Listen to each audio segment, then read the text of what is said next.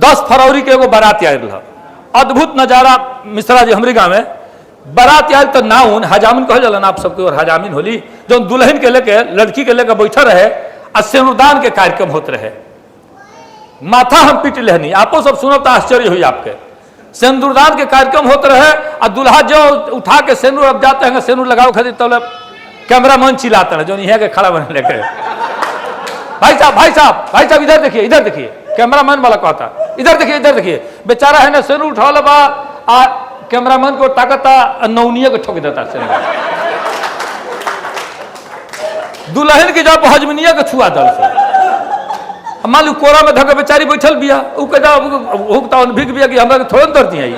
ई है ना करता ना कैमरा में देखत ना है ना सिंदूर के दर्द देता